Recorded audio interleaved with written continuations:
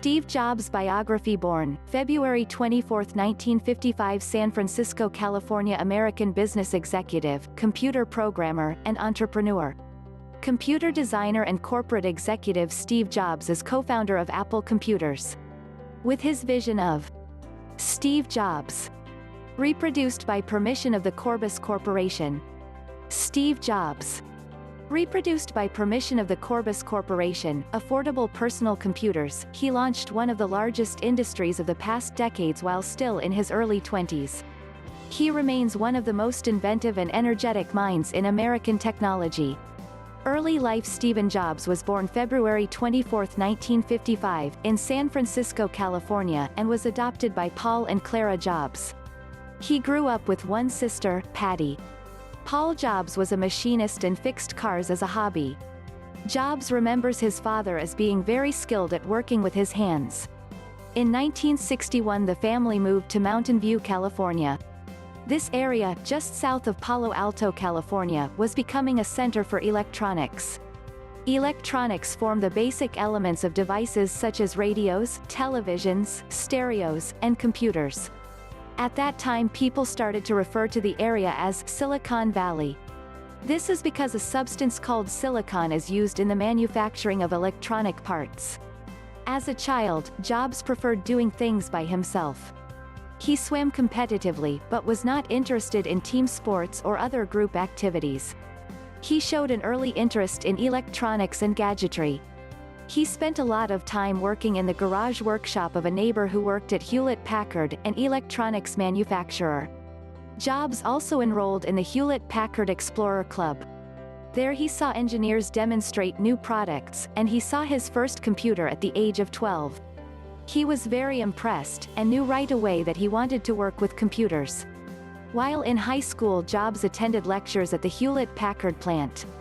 On one occasion, he boldly asked William Hewlett (1931–2001), the president, for some parts he needed to complete a class project. Hewlett was so impressed he gave Jobs the parts, and offered him a summer internship at Hewlett-Packard. College and travel.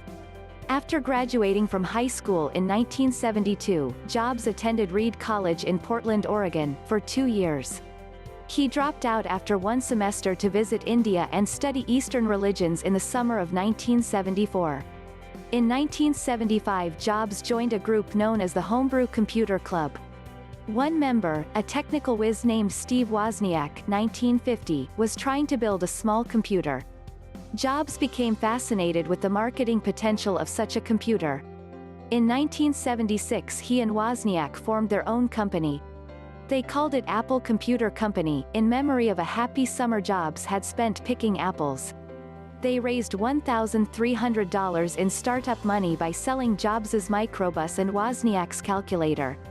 At first they sold circuit boards, the boards that hold the internal components of a computer, while they worked on the computer prototype, sample. Apple and the personal computer era. Jobs had realized there was a huge gap in the computer market. At that time, almost all computers were mainframes. They were so large that one could fill a room, and so costly that individuals could not afford to buy them. Advances in electronics, however, meant that computer components were getting smaller and the power of the computer was increasing. Jobs and Wozniak redesigned their computer, with the idea of selling it to individual users. The Apple II went to market in 1977, with impressive first-year sales of $2.7 million. The company's sales grew to $200 million within 3 years. This was one of the most phenomenal cases of corporate growth in U.S. history. Jobs and Wozniak had opened an entirely new market, personal computers. Personal computers began an entirely new way of processing information. By 1980, the personal computer era was well underway. Apple was continually forced to improve its products to remain ahead, as more competitors entered the marketplace. Apple introduced the Apple III, but the new model suffered technical and marketing problems. It was withdrawn from the market, and was later reworked and reintroduced. Jobs continued to be the marketing force behind Apple. Early in 1983, he unveiled the Lisa. It was designed for people possessing minimal computer experience. It did not sell well, however, because it was more expensive than personal computers sold by competitors. Apple's biggest competitor was International Business Machines, IBM. By 1983 it was estimated that Apple had lost half of its market share, part of an industry's sales that a specific company has, to IBM. The Macintosh. In 1984 Apple introduced a revolutionary new model, the Macintosh. The on-screen display had small pictures called icons. To use the computer, the user pointed at an icon and clicked a button using a new device called a mouse. This process made the Macintosh very easy to use. The Macintosh did not sell well to businesses, however. It lacked features other personal computers had, such as a corresponding high-quality printer. The failure of the Macintosh signaled the beginning of Jobs' downfall at Apple. Jobs resigned in 1985 from the company he had helped found, though he retained his title as chairman of its board of directors. Next, Jobs soon hired some of his former employees to begin a new computer company called Next. Late in 1988 the Next computer was introduced at a large gala event in San Francisco, aimed at the educational market. Initial reactions were generally good. The product was very user-friendly, and had a fast processing speed, excellent graphics displays, and an outstanding sound system. Despite the warm reception, however, the Next machine never caught on. It was too costly, had a black and white screen, and could not be linked to other computers or run common software. Toy Story Next was not, however, the end of Steve Jobs. In 1986 Jobs purchased a small company called Pixar from filmmaker George Lucas, 1944. Pixar specialized in computer animation. 9 years later Pixar released Toy Story, a huge box office hit. Pixar later went on to make Toy Story 2 and A Bug's Life, which Disney distributed, and Monsters, Inc. All these films have been extremely successful. Monsters, Inc. had the largest opening weekend ticket sales of any animated film in history. Next and Apple. In December of 1996 Apple purchased Next Software for over $400 million. Jobs returned to Apple as a part-time consultant to the Chief Executive Officer, CEO. The following year, in a surprising event, Apple entered into a partnership with its competitor Microsoft. The two companies, according to the New York Times, agreed to cooperate on several sales and technology fronts. Over the next 6 years Apple introduced several new products and marketing strategies.